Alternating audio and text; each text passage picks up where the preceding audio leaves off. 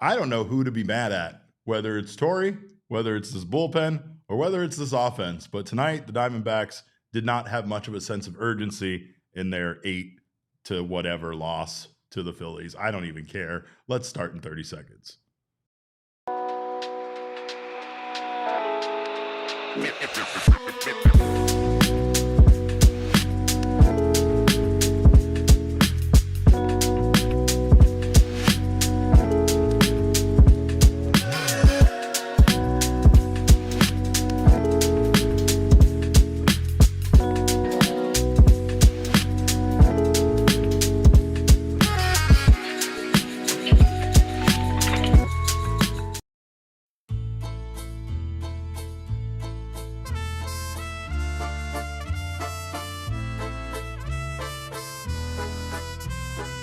No ski tonight, no happiness, no nothing, but we are live in downtown Phoenix, Arizona from Studio K, presented by our friends at Circle K.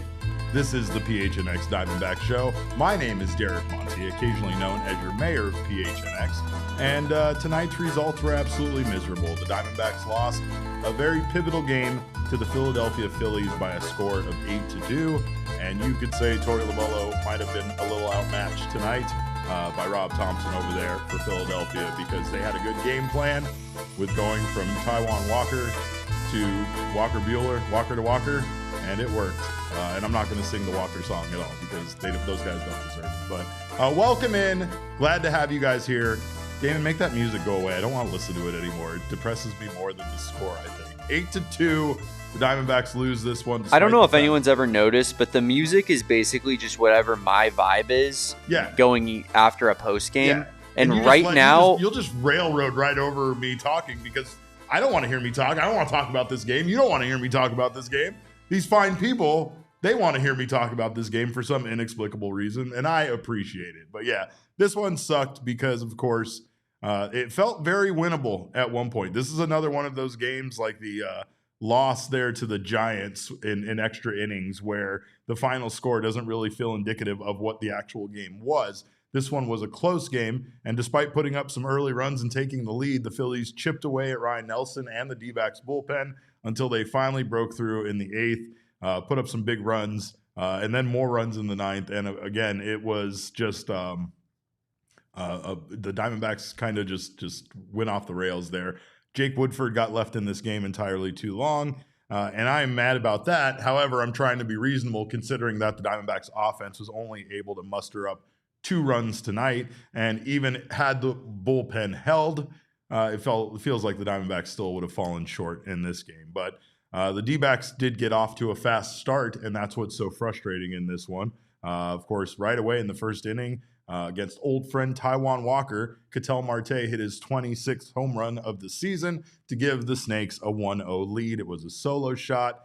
It was 104 miles per hour off the bat, and it was beautiful. It went to 386 feet out to right field and would have donged in 30 of 30 ballparks. That is a very important thing to remember for what we talk about in Ketel's next hit. But Damon, before we get started, I do have to remind everybody that this show is brought to you by our friends at Bet365 and Game Time. Download the Bet365 app and use that code of PHNX365. When you sign up, you'll get yourself some bonus bets for following a few easy steps. And over at Game Time, you will get $20 off your first already discounted ticket purchase, saving on last-minute ticket deals using our code of PHNX. I watched this one from the ballpark, and I was just wondering if on TV it seemed as close as it was, and that this score seems inexplicable, especially with the Diamondbacks jumping out to the early 2-0 lead in the first inning between Ketel Marte's bomb and what the offense was able to muster up there with that second run, scoring Corbin Carroll. I'm not going to lie, Derek. I thought we had him in the first half. I really did. Oh, my God. I was feeling pretty good. Yeah. I was like, Ryne Nelson, this is our best pitcher on the mound. The Phillies are going to capitulate as they keep getting more into their bullpen. For sure. And it just wasn't to be because you know what? Like, it's unfortunate that, like, for example, that Ketel double happens with no one on base. Yeah. For example, like, you know what I mean? And that's just the story of the Dbacks season is stuff not happening at the right times. Guys not getting hits at the right times. Yes. And then, it's the opposite when it's a good team like the Phillies. Here's the funny thing. Ketel Marte doesn't take batting practice that often. It's just something that I noticed. Now, I did talk to Ketel, and I did talk. I found out that he does have like a routine, right? So Ketel does take batting practice like at certain times, at certain days. Some other times he hits in the cages. He's very routine oriented. And when I saw Ketel Marte out on the field taking BP, I was like, he is gonna mash the ball today, because he was destroying the ball in BP before the game, just absolutely destroying it. Literally almost hit one out of Chase Field, Damon. And I think, do we have the video of Ketel? Here's what Ketel said after the game about how he was feeling during BP. For sure, yeah. I killed on the BP. Yeah, I almost hit the ball out of the park. I hope I can continue to do good. I know my team need me, and then that's the kind of player I am. Ketel Marte USC today. He did note after the game that he discovered something he was doing with his hands. He didn't want to give up too much information so that opposing pitchers did not know what he figured out. But it seems like he figured out something. And watching him hit in BP made me lean over to Jack Summers, who gave me credit on Twitter for me leaning literally while Ketel was in the middle of hitting that home run. I was like, Ketel's going to have a big day. He was killing it in BP. And then with that, there goes his first home run over the right field wall, 386 feet. Called it Babe Ruth style, Derek. I kind of did. I won't lie. And I was even surprised by my accuracy with that one. I mean, I was just thinking Ketel was going to get a little bit out of this slump that he's experienced in the month of September, because he has not been good offensively. It's great to hear that he figured something out, because if this Diamondbacks team if they're going to make the playoffs, if they're going to win any more of these games and have any kind of chance at the postseason, they're going to need Ketel Marte to be a part of that offense. And tonight he was great. Unfortunately, the rest of the offense is what fell short. The Diamondbacks did get a second run in that first inning. It was basically on a couple of singles. Corbin Carroll singled. He made it to third on a Gabriel Moreno single that pretty much only happened because they put on the hit and run, and it caused the second baseman to be out of position, and it caused Corbin Carroll to be able to not only get to third base, but Gabby to actually reach on a single that probably would have been an out otherwise. And then Blaze Alexander had a fielder's choice that was originally ruled a double play, and he was out, but then they overturned that call, and the Diamondbacks scored their second run. But shortly after that, the Phillies would turn to Walker Buehler, who just dominated the Diamondbacks, quite frankly, and that's a big reason why they lost this game. They weren't able to really do anything against Walker Buehler tonight in relief, and it was a brilliant game plan there by Rob Thompson to turn to Buehler. It gives him a chance to rest his bullpen, which he absolutely needs to do in preparation for the playoffs and for the last 8 games of their season after tonight. And Walker Buehler went out there and pitched 3 2/3 innings. He only allowed 2 hits. He walked 2 and struck out 3. Diamondbacks had nothing cooking after that first inning and really didn't get anything going until the 8th inning, when they were able to load the bases. Ketel singled with 1 out. Gabby walked. Blaze walks. Both of those guys walked with 2 outs. Jordan Lawler pinch hit at bat. Damon, what did you think about removing Adrian Del Castillo from this situation and going to Jordan Lawler? In the moment, I thought to myself, ADC, he's been here before. And then I saw Jordan Lawler walking up to the plate, and I thought, Jordan Lawler's been putting together some pretty good ABs recently. And then in a 1-0 count, he popped it up to the infield. And I was disgusted. I can't lie. I mean, I really thought – I didn't think it was a great move, but I thought Adrian Del Castillo has been striking out a lot. He has struggled. I don't believe he's hit a home run this season. So it just felt like it wasn't in the cards for him, and I didn't mind it. I just didn't – I agree. Again, I didn't know if going to someone like Jordan Lawler was just, kind of an even – I didn't know if it was an upgrade from who else you got though. I think you're going platoon splits there, probably, right? Yeah, you are Jordan Lawler he's been putting together good at bats recently, like we said, but it's unacceptable. Yeah. You can't have an AB that in a 1-0 count you pop it up like that. I also like Mace Devil. I also thought about sexy man Jimmy McCann, aka James McCann, coming into the game as well. You're always thinking about Jimmy McCann. I mean, at least his arms. at least his arms, but that's neither here nor there. But I do think that what ended up happening makes this discussion about the offense seem futile because of what the bullpen did. However, I feel like Torey manages this game potentially differently with a different outcome if the offense was able to muster up some runs, maybe take a lead there in the 8th inning. Obviously, they don't go back to Jake Woodford, and that would have been difficult considering that they already had a 3-run deficit at the time and their offense really wasn't putting up a lot of runs. But this is where I'm conflicted with this loss.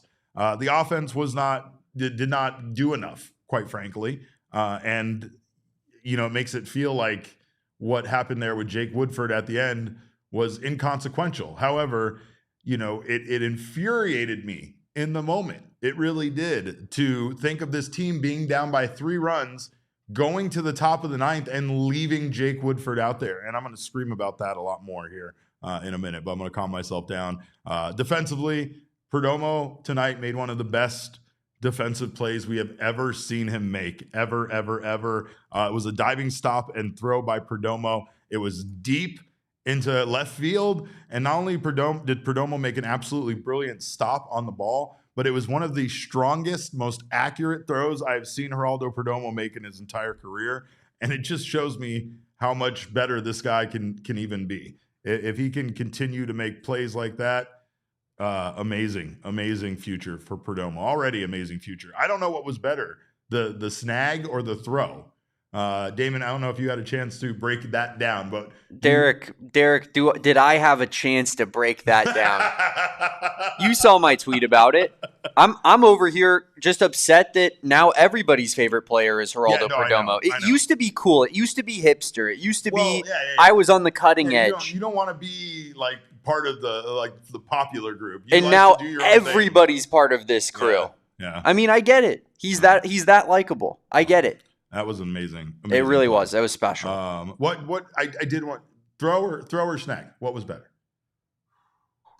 Man, probably the throw, right? Yeah, that's just what I the think ability too. to pop up like that, no momentum, and fire it across. We've seen him make those plays defensively, but not have the arm strength really to get it there, right? Like we've seen him make good stops, but then still the runner reaches because he can't make that strong of a throw across the diamond, and that was just that was big stuff. The team did get a motivational speech before the game from Marshawn Lynch, and I can literally only imagine how that went. Marshawn Lynch was at Chase Field today pregame, taking batting practice and doing some stuff for Thursday Night Football when the Diamondbacks play the Seahawks. So that's going to be fun to see that.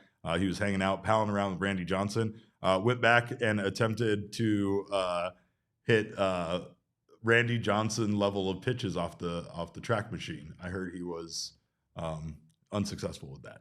Also, overall, it was a weird defensive moment in the 6th inning when Nick Castellanos struck out and argued the call with home plate umpire Gabe Morales, which blocked Gabby from making a throw to second to get Brandon Marsh stealing. And I just didn't understand what was going on in the moment because it was all very confusing. And, I also didn't understand why Gabby Moreno wasn't given any kind of obstruction call of any kind. I guess he would have had to hit Nick Castellanos in the back with a baseball in order for him to get an obstruction call. I don't know, Damon, but that situation was weird. I feel like nitpicking some of these small situations.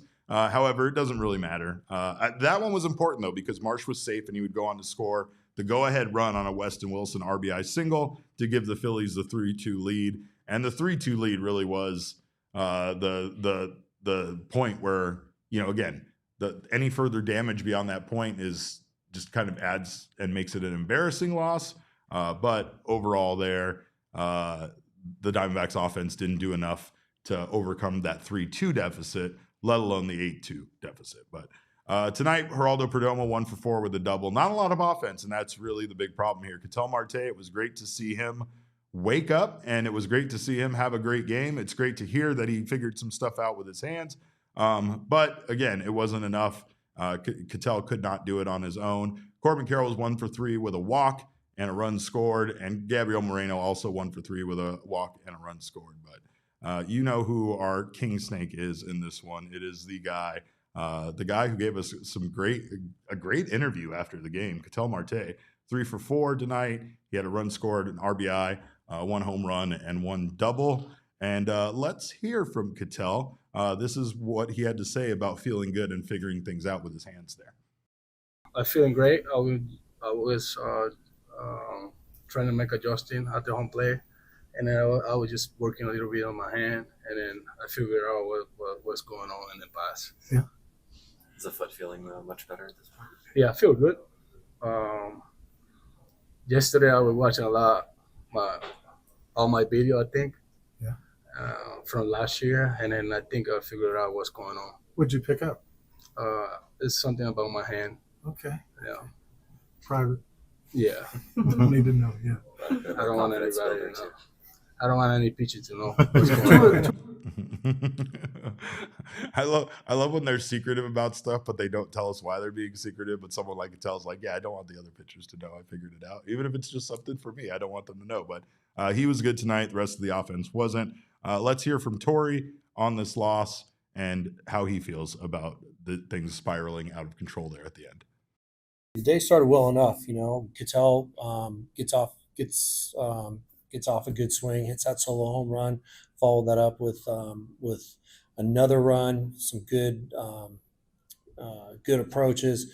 You're sitting 2-0, and you feel like you want your team as ready as possible in the first inning. I think that we answered any questions about the lingering effect of what happened a couple of days ago. So I was very pleased with what happened early, and then we just kind of went into a different mindset where the name of the game is execution, and we just were not executing at a high level in certain areas at certain times. Runners in scoring position. I feel like we gave a couple of at-bats away. We made a big error to start the 8th inning. I think we were misfiring some pitches, poor pitch sequencing, perhaps some mistakes. And this is a team, when you do something like that, they can put up those big points. So it's 5 or 6 runs over the final 3 or 4 innings. We got to pitch better than that, and we can. So just we gotta find a way to digest this and just keep digging in and moving on. That's all we can do. Like I said, it was nice to see Ketel get off in that first inning and hit that solo home run. Had a couple other really nice hits. So you're looking for a catalyst. We have a couple on our team. He's always been one. So if he joins the other few guys that have really been carrying the workload, that's what we're looking for. So hopefully that'll be the start of something for Ketel. Nelly, had a grinding fifth. There were some other moments. They were just wearing him down, and he wasn't necessarily hitting every spot. Everything looked like it was hard. They were making some good adjustments on him, but when you come off the mound, you give up 2 runs over 5 innings, you're doing a lot right. But the pitch count climbed a little bit too much for me to send him back out there in the 6th inning after that 30 plus, I think it might have been 31 pitches in the 5th inning. So just did all he could to keep us in the game, which he did, but we couldn't capitalize. Well, a lot of things went wrong with the pitching tonight, and Torey just kind of let this game get out of control on him. It didn't really feel like there was a sense of urgency to stop the bleeding in this situation and to keep this game from getting as out of control as it did. But Ketel after the game did feel pretty good about the Diamondbacks' chances still. And again, they still have 2 more games against the Phillies to turn this series around, so we'll see what they do on Saturday and Sunday. Here's what Ketel had to say about feeling good about his team's chances. I think we have a chance. We have a chance. We just got to continue the work and have fun out there. We don't have impression. We believe in our talent. We got a lot of talent in this club. Tomorrow, forget about today, and then tomorrow we come play. We are hungry, and I think we're going to be all right. There were shirts today in the clubhouse that said fun all over them. I think you guys may have seen them on social media or the players wearing them. The players wrote fun. Each person in their own handwriting wrote fun, and they put it as like collaboration on a t-shirt. And I don't feel like they were having fun, and I didn't feel like it was a fun mood today. It was a weird mood today. The entire mood at the ballpark was so completely extraordinarily absurd and weird. I mean, we had Italian Catholic Heritage Night on Stranger Things night, on a night where Marshawn Lynch stopped by the ballpark with a camera crew to take batting practice and give the guys a motivational speech, on a night where Manny Ramirez was just randomly at the ballpark down there on the field. Nobody knew why. It was a strange night. It was definitely a Stranger Things kind of night at the ballpark. Jack Summers, my buddy, he kept talking to me about how ominous the Stranger Things stuff was. He is not a viewer of that show, so he was just looking at the horror movie aspect of it. But I do have to say that teams should probably avoid a theme night anywhere near the end of the season, because it could be potentially very distasteful, but depending on the situation. And I know this was set up a long time ago, but I would prefer that when we are in the middle of a wild card hunt in the final 9 games of the season, we're not doing Stranger Things nights. Call me a fuddy-duddy. I don't know. But anyway, we're going to take a quick break. Actually, you know what? We have one more sound from Ketel that I want to hear. Actually, I want you guys to hear. This was Ketel at the end of our media availability with him, just professing how glad he is to be a Diamondback and how happy he is to have been here for the period of time that he's been here. Thanks everybody. Thanks my family for always supporting my life, and it feel good to be a Diamondback. And then thanks my Hayes to let me play here for 9 years. And we want to see that man play the rest of his career here. So it's great to see him, and like great for him to be feeling good. Great that he figured out something that was going on with his swing. That obviously whatever improvements he made, the results were there tonight. Like I said earlier, unfortunately, the rest of his offensive teammates could not get their stuff together there at the plate to get this win. So we're going to take a quick break, and we're going to talk about the pitching tonight. Ryne Nelson on the mound, who struggled a bit to get any kind of swings and misses against the Phillies, and this bullpen. We're going to do that on the other side of this break. Don't you go anywhere. You're watching the PHNX Diamondbacks show. Well, All Pro Shade Concepts wants to help extend your outdoor living space. Let me tell you, it's cooling down fast. We got some rain in the valley, things are getting good, and it's a great time to spend time outdoors. And you want to extend your outdoor living space to be as nice as possible.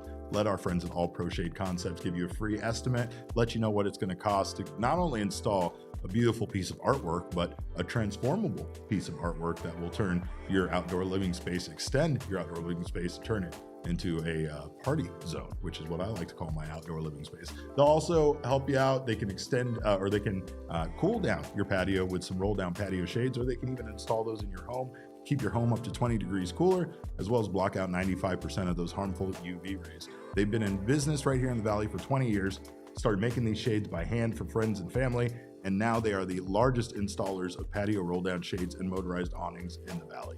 Give them a call at 623-204-1476 or visit allproshadeconcepts.com right now to schedule your free estimate.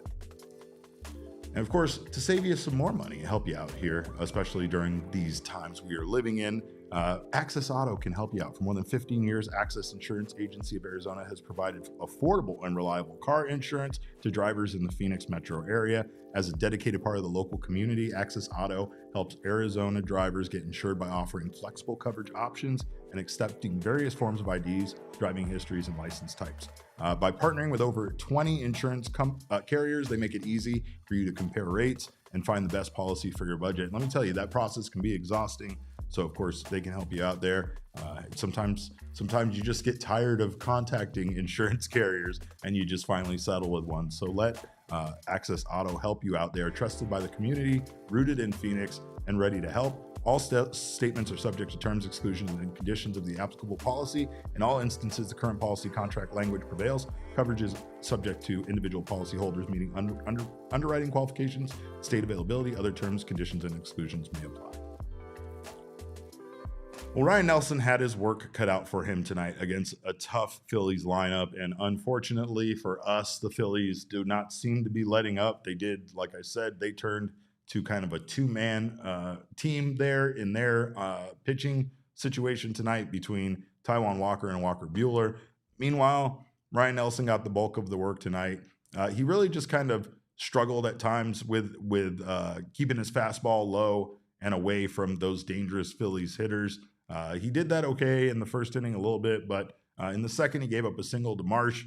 and then an RBI double to Alec Bohm. That was his first run, but he did a good job of limiting the damage. He just didn't seem to be fooling many Phillies hitters tonight. His breaking stuff wasn't really landing in the zone, and when it was, they were able to foul it off, and that seemed to be the case with Ryne Nelson's pitches all night long. It felt like Ryne Nelson just really couldn't get these Phillies hitters to swing and miss anything. They weren't swinging and missing at pitches outside of the zone, and they were not swinging and missing at his fastball in the zone. He did end up throwing his fastball 56% of his outing. He threw the cutter 22%, and then he threw the curveball 15%. But the curveball was not really competitive, as you might be able to see here. A lot of the curveball, those blue dots, fell outside the strike zone, far outside the strike zone, far down in the zone, and Phillies batters were not swinging at them. And it was a frustrating night for Ryne Nelson overall. He gave up a solo home run in the top of the fifth to Harrison Bader that tied the game up at 2. And even though it was a frustrating night, it didn't really feel like Ryne Nelson had a terrible outing. That's the wild part about it, is he struggled, he battled, he had to deal with Harrison Bader, who was locked in. That's another guy, Damon, by the way, who, if I was going to put money on a Phillies batter to have a good night, it would have been him, because that dude was locked in also in BP. He was also wearing a crop top shirt. And when a man goes out there and pummels a baseball while wearing a crop top shirt, what am I supposed to think? That he is not going to come out there in the game and go 5 for 5 and have 5 home runs? Like, I knew that we were in trouble the minute I saw that during batting practice. I didn't realize how good Harrison Bader's been this year. 283, 16 bombs. He's been really good. Yeah, 123 OPS plus. Solid season. He was a problem tonight. He was a problem tonight for the Diamondbacks. Harrison Bader went 3 for 5 with that home run. I think he also had a double, if I'm not mistaken, or maybe just the single, but just really good. Hard out tonight for this team. And Ryne Nelson, again, just didn't have his best stuff tonight. However, against a very good Phillies team, he still went 5 innings, giving up 5 hits, 2 earned runs, 2 walks, and 1 strikeout. The 1 strikeout, that's probably the problematic part. That's way too many strikeouts, Damon. He did not have 4 strikeouts, just 1. He just has 1. But it was his 4th straight no decision, and he has 8 no decisions in his last 9 starts. If I was Ryne Nelson, I would contact the commissioner to do something about this. I don't know. Randy Johnson was there. I'm sure there was a stretch during Randy Johnson's career with this team that he had 8 no decisions in 9 starts. So I'm sure they could find that very relatable. But overall, just not a terrific night from Ryne Nelson. But still, even when he's not at his best, Ryne Nelson is still very effective, and he gave this team a chance to win. He handed the ball over to the bullpen, and we have a lot. We have a lot to talk about the bullpen, Damon. We have so much to talk about. First, Jalen Beeks. He came out, did a decent job. He wasn't perfect, and he did give up the run that allowed this Phillies team to take the lead there, or put things a little bit further out of reach. However, Taylor Rashi came in. Taylor Rashi was not good. I felt bad about putting the Rashi meme out there. Probably should have waited until after his outing before deciding to do that. Before the game, the Diamondbacks made a roster move, or I believe maybe it was even yesterday, calling up Philip Abner from AAA Reno, selecting his contract, and sending Kyle Backus down. And Philip Abner has had an amazing season. We talked about it a little bit, I believe, on yesterday's show. He has not allowed a run in 8 games so far for the Reno Aces, and 8 1/3 innings pitched. He only has allowed, I believe, 2 hits and 3 walks. And he came into today's game making his major league debut against Kyle Schwarber, who is one of the biggest monsters in baseball right now as far as hitting home runs. He came in with runners inherited. He faced Kyle Schwarber in his major league debut and struck him out. Then he proceeded to load the bases on what seemed like somewhat of an unintentional walk there. And then with was Brandon Marsh up at the dish, he struck Brandon Marsh out. It was, quite frankly, one of the most impressive debuts by a reliever I think I've ever seen. He walked JT Realmuto because he was a righty, and it seemed like an intentional walk. And again, just cool as a cucumber out there, handled his business and did an excellent job. I could tell, again, pregame when we were talking to this guy, he made a comment about he didn't care when he came into the game. That clip is on our Twitter right now, so if you want to go check that out, he basically just said, 4th inning, he's closed. It doesn't matter.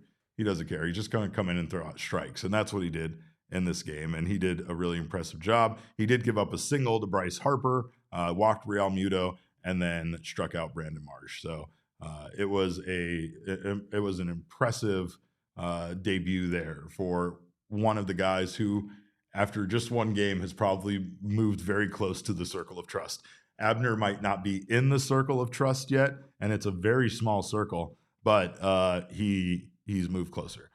News, though, from Torey Lovullo, by the way, after the game, he did say that Andrew Saalfrank was not available, and he made it sound like Andrew Saalfrank was dealing with perhaps some sort of injury. So I'm not sure. Brandon Garcia at one point was warming in the bullpen, but he sat back down and did not pitch tonight. So he was available. John Curtis and Juan Murillo, the other guys that were available that did not pitch in tonight's game. I am bringing that up because in the 8th inning, after Abner went out there, gave you 2/3 of an innings pitch, gave up 1 hit, 1 walk, and 2 strikeouts, Jake Woodford came into the game. And I know that at one time, Torey Lovullo kind of leaned on Woodford for some late inning relief in some, high leverage situations, and Woodford came through for this team, but he did not tonight. And again, Jake Woodford struggled there in the 8th inning. He did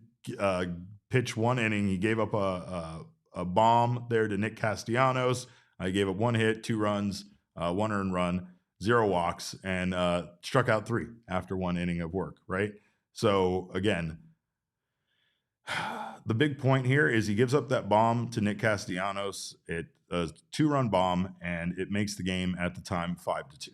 Now, a 3-run deficit with the way that this offense was performing was enough for the Phillies to most likely win this game. However, I think it's that point that really frustrates me with Torey's game plan tonight, and the fact that he did not turn to a different arm in the 9th inning. And again, this is all a moot point considering that the Diamondbacks did not score enough runs to overcome the 3-run deficit, let alone the 8-run deficit. However, this is where a lot of people are stuck on the decision to keep Woodford out there, go back out there for the 9th. And while the Diamondbacks were still just down by 3 runs, he gives up 3 hits, 3 more earned runs, 2 walks, and didn't strike out anyone. He did pitch the 9th and got through it. But again, it was just frustrating, especially with the importance of this game, especially with the fact that we watched both the Mets and the Reds come back in their respective games and win them. And it all happened like at once too. There was a point where the Mets were down and they were down to the Nationals 4-1, and the Reds were down to the Cubs, I believe 4-2. And then you blinked and the Diamondbacks were up like 2-0. And then you blinked, and next thing you knew, there were just 4s across the board. 4-4 in the Mets Nationals game, 4-4 in the Cubs Reds game. And then you blinked again, and now the Mets were up 8-4 and the Reds were up 7-4, and the Diamondbacks were tied with the Phillies, and then they lose it. It was an important game to keep pace with those teams considering they won, and it didn't feel like there was any sense of urgency there late to stop the Phillies from scoring runs. Putting Jake Woodford back out there just felt like an absolute white flag on the night, and maybe it was. Maybe at that point, Torey Lovullo looked around his dugout, didn't see a lot of life in those bats, and figured, we're probably not going to do this, so whatever. But I think every fan, everybody that was rooting for this team to do something exciting during down the stretch and make an actual effort at the postseason wants to see them pushing their chips in on every single game, because that's how important every single one of these games is. The big question, and some of you are discussing it in the chat for sure, but where is Nabil Crismont?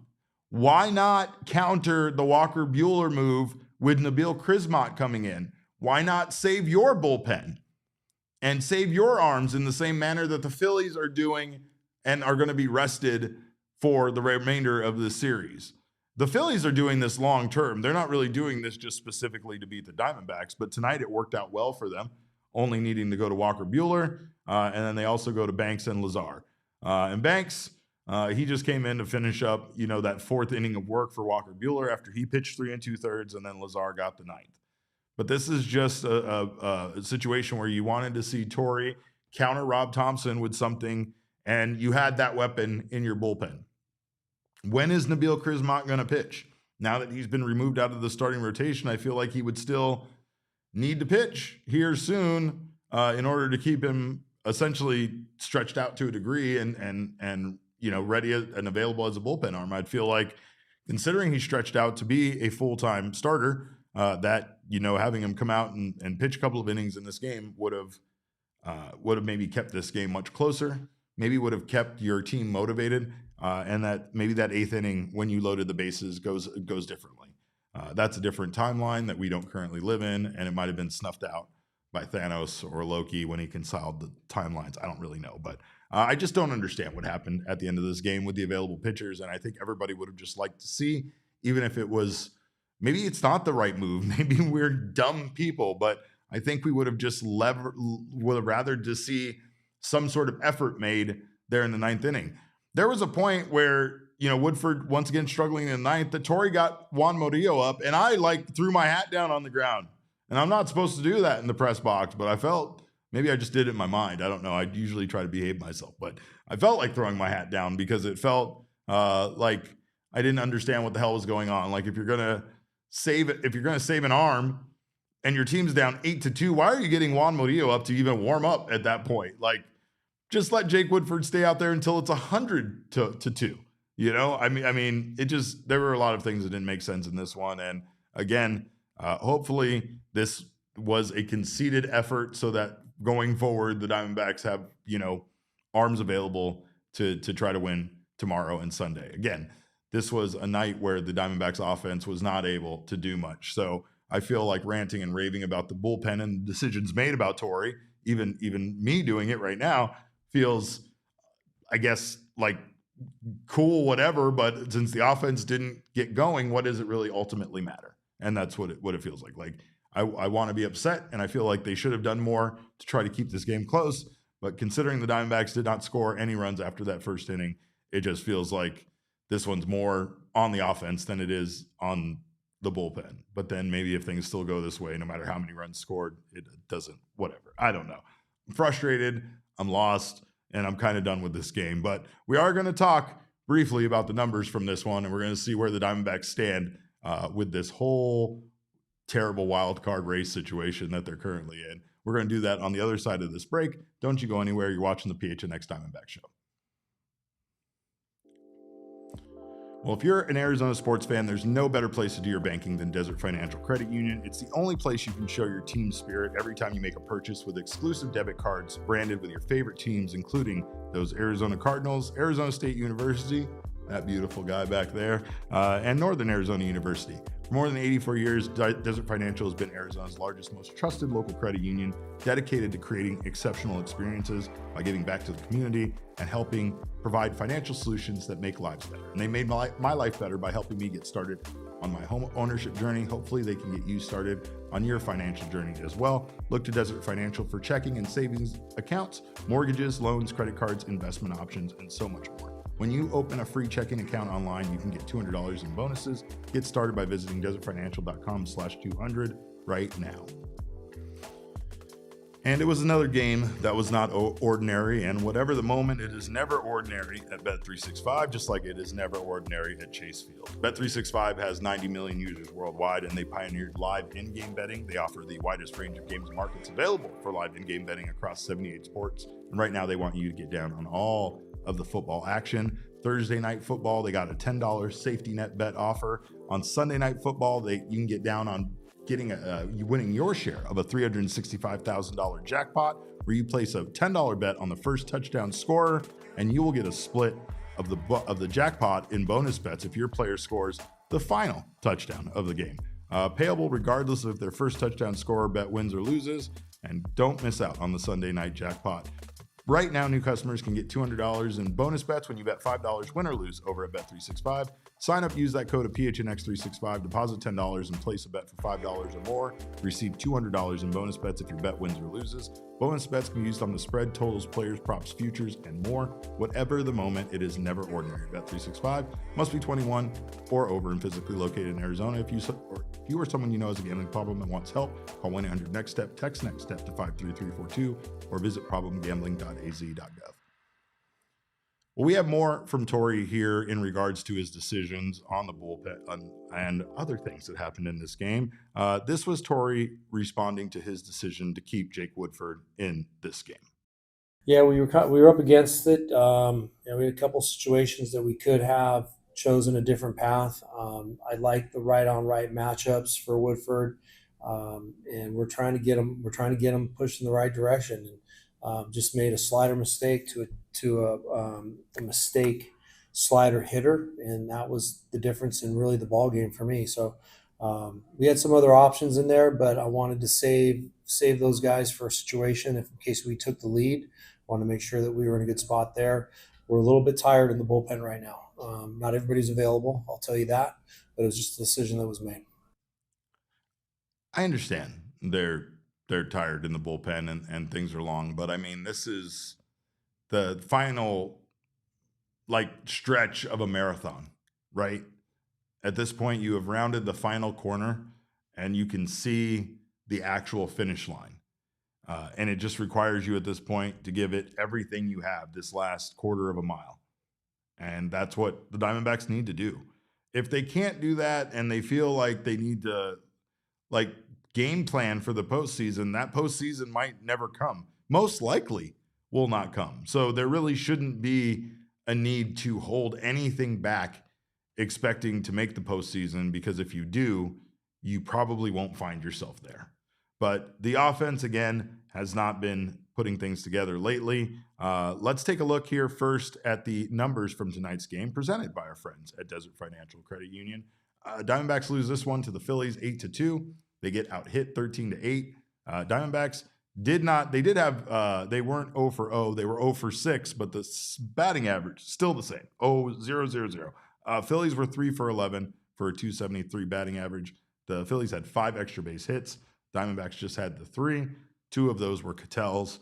And then, of course, expected batting average always wants to just stick its tongue out at us. Diamondbacks having a higher expected batting average in this game, 276 to the Phillies 251, despite being out hit 13-8. Tim Tawa, very unlucky. He was hitting the ball really hard, just right at defenders or just in the vicinity of getting caught, just maybe going a little bit too far foul. But man, he was barreling up the ball and he was making some good contact. Just very, very unlucky tonight, as you could say about the entire offense. And it has been for the last 2 games. We haven't really seen much offense from this team over the last, 18 innings now. This is what Torey had to say about the offense sputtering over the last 2 games. Yeah, I think the offensive continuity might be missing right now, and that happens from time to time. But we average close to 5 runs a game, and we just got to keep pounding away at it. Whatever happened the other day, I'm not exactly sure. It was 1 run spread out over 10 or 11 innings. I know we're better than that. So if you're looking at one area, it's probably execution with men in scoring position. Just go out there and take your same at bats. Still be aggressive, stay in the middle of the zone, and not change a thing and put too much pressure on yourself. Well, I don't know, man. At this point, the Diamondbacks don't have much choice but to apply pressure to themselves. And I mean, again, this team, you can tell, is already starting to get in their head about these 9 games. You feel that's the reason why the fun shirts were made, but the fun thing feels forced. And it doesn't, you can't tell people to have fun and expect them to have fun. That's not how having fun works. Trust me. I am a parent. I've tried to scream at my child to have a fun time, and it somehow doesn't work. Screaming at them to have a fun time. We're all having fun. You're gonna have a fun time, damn it. Get on the carousel. But in this case, I don't really feel like the team was fun. I don't feel like they were loose today, and I don't feel like I feel like that translated over to this loss and what we saw. I think that this was easier when the expectations weren't there, but now the closer things got, especially when they were the next team behind the Mets, the expectations started to build again. And here they find themselves falling short in this game. Let's take a look at those wild card standings and see what this loss and the wins today did for the team. The Diamondbacks are no longer the team just behind the Mets. They are currently, and boy, that happened fast, 3 games back of the Mets now. The Mets sit in the final wild card spot now at 80 and 74. The Reds are 2 games back at 78 and 76. And now the Diamondbacks sit here 3 games back at 77 and 77. Not a lot of time to make up ground and not much more time for mistakes to be made. They definitely have to finish this series against the Phillies strong. And then things don't get better next week. I don't know if you know that or not, but they have the Dodgers coming into town. And Damon, there's a disgusting thing hanging over our head here with those 3 games that you see there on your screen against the Los Angeles Dodgers. The Dodgers are projected to clinch the National League West here at Chase Field. And people are already sending out the pictures of the time when they peed in our pool.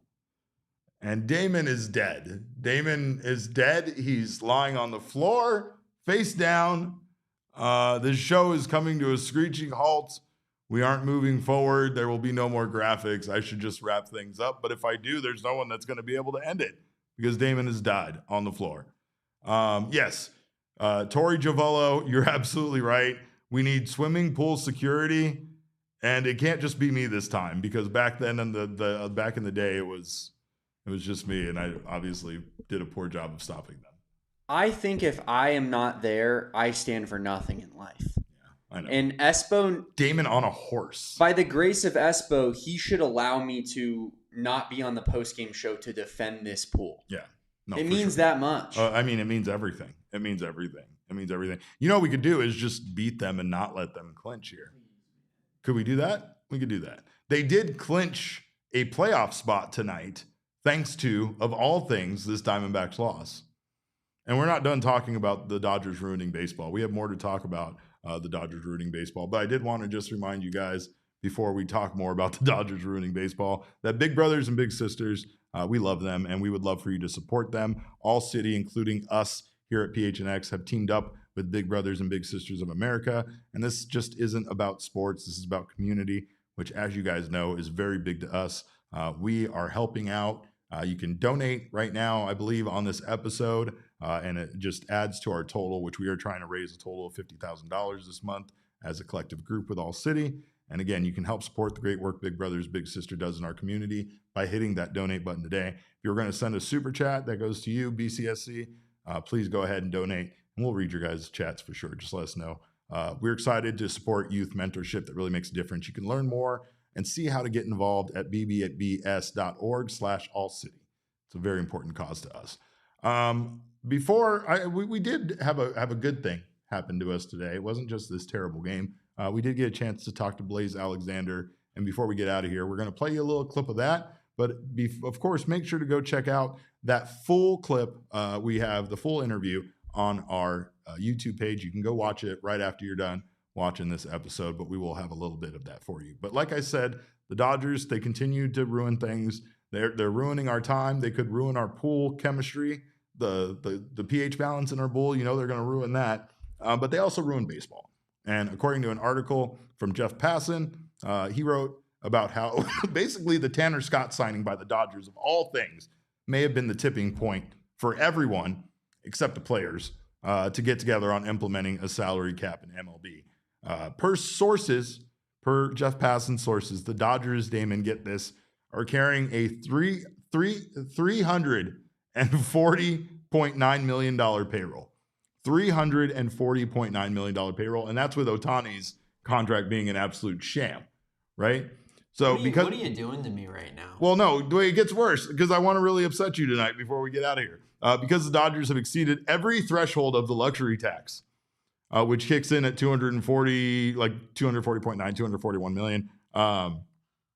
and includes penalties for repeat offenders like the Dodgers, who just continue to go over the luxury tax every year, they owe, get this, an additional $167.4 million. They owe in penalties $167.4 million. The Dodgers' projected outlay is $508.3 million.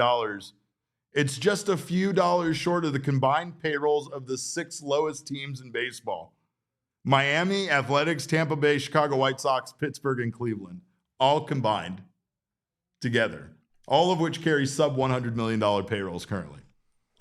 They will pay more in penalties than 16 teams do their entire roster. And they're trying to say that a salary cap is not needed. And what's crazy is it became the Tanner Scott signing that pissed people off. That was the move too far. Signing Tanner Scott was the point that caused everybody to be like, I am done with this. Even the Yankees of all teams are like, how can we keep letting teams spend uncontrollably like this? The Yankees said that. Dude, you know it's bad when the Yankees are saying that. And I've been trying to tell people for like the better part of 10 years now that the Dodgers are like bordering on getting worse than the Yankees, and no one wanted to believe that. Yeah. And look at what it's become. Here we are. They're paying the best player that maybe we've ever seen $2 million to play on their baseball team, incurring millions and millions the Diamondbacks payroll fees next year, if reduced, is going to be around $180 million. And that is what the Dodgers are paying in penalties. I mean, it's going to be above it, but just slightly. It's a drop in the bucket with their TV deal. Yeah, it's nothing. And their endorsement deals and everything else that they have going on. The website MLB Trade Rumors ran a 2-question poll for its readers. Do you want a salary cap in Major League Baseball? 35,000 votes, 67.2% said yes. The second question, even darker, even sadder. It's the worst possible timeline. If it meant the implementation of a cap, 50.2% of the responders said that they would be willing to lose the entire 2027 season, which is what we're currently careening to based on the CBA expiring in December of 2026. So I don't know what's going to happen, but this show is not going to be nearly as good without the actual game of baseball being played. I'll tell you that. And Damon and I will just kind of do Dbacks After Dark about traffic and other things in life. I don't know. We'll have to figure it out. But let's do everything in our power to avoid a work stoppage, because with the popularity of baseball already taking a pretty huge hit as of late, and honestly rebounding nicely over the last few years, especially with the changes to the rules they made to bring casual fans in that want to watch the game now that it's not as long, and now that they feel like there's more offense and it's more exciting to watch. But man, let me tell you, a work stoppage with this current generation of sports fans that literally will just watch something else and not care that you're not on, that's dangerous. It's dangerous for the players. It's dangerous for the owners. And I hope that they figure out a way to avoid that at all costs. But again, it's my question, Derek. My one question I would ask Dodgers fans is it fun for you guys? Is it really that fun? I mean, they're not even the best team in baseball right now, right? There's but they no are set way up that's extraordinarily fun. well for the postseason. They have all those expectations in the world. It feels like a complete failure if they don't make the World Series. And yet you're right. They're not even the best record in the National League. They're not. What a failure. That. Yeah. Well, let's hope they keep failing. But Scott Mack says, I like the hard cap of the NHL model.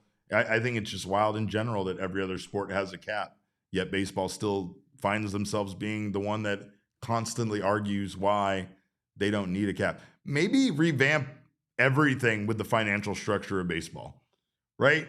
The way that young players are like under contract and the way that like they've done a good job about the service time manipulation and things like that to keep teams from doing that to young players. But let's just figure out a way to make this better all around. I feel like there's a solution here. Maybe get more guys paid. And I agree. Katie May is not right. She says cap and floor. A floor definitely needs to be implemented. I feel like these 6 teams that carry a sub $100 million roster are just as culpable in the disaster that baseball is currently in as the Dodgers are. 1,000%, Derek. Right? 1,000%. There's no doubt about that. And I think a lot of Dodgers fans love to play the like whataboutism game and be like, well, what about the A's paying this much? And you're like, also bad. Also bad. Yes, both can be true. It can be true that it's bad you have such a roster, like you're spending so much on your roster, and it's bad that they're not spending enough. But I want to get on to some good things before we get out of here. And one of the best things happened to us today. Like I said earlier, Blaze Alexander stopped by. We had a chance to chat with him for a little while, and he wants to come back in here in the studio and talk some more. So apparently I didn't make an ass out of myself. But very excited to have Blaze stop by today. And we have a little bit of that interview for you here right now. Here's us talking to Blaze and asking him your guys' questions from the Die Hard chat. Well, we do have a few questions from some of our diehards, and of course, there were a lot of them, so we picked a few here. But our guy Ragnar wants to know, I know this is probably a very commonly asked question, but what has been your favorite part being up your second time, and what have you taken away this time that you didn't when you came up the first time last year? Yeah, I think I'm more in the moment. I think sure. Last year coming up, like I was new to DHing.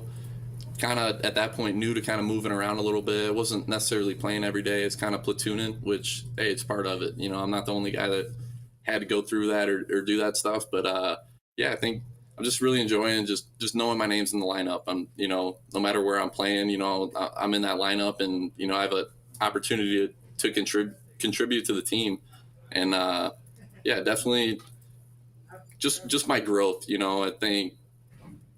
Coaching staff, training staff, like I'm just whole lot more comfortable in that locker room. I'm in there dancing around now. You wouldn't really see me doing that last year. It's kind of more like trying to be locked in, and now it's like, I'm locked in at all times, but I'm having more fun. I'm being myself. I'm not trying to be someone I'm not. Now I'm just I'm embracing who I am, and yeah, I'm out there and just giving them hell, man, enjoying it, having fun, and smiling. I love it. Well, from our guy Sean, he said, from a personal standpoint, how proud are you to be in this position given the adversity you faced and the circumstance of having to wait your turn to get the chance at everyday reps at a major league level?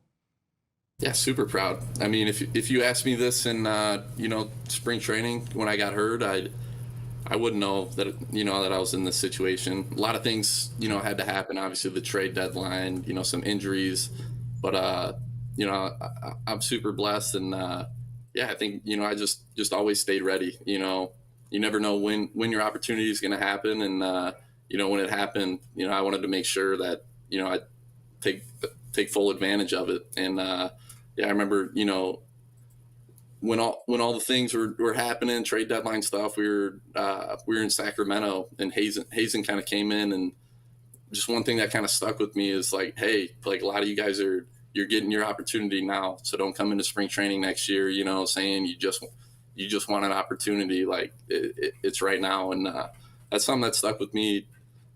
Every day I come to the ballpark, and I'm getting that opportunity, and I'm just trying to take obviously full advantage of it, and yeah, I'm just again happy I'm getting the opportunity.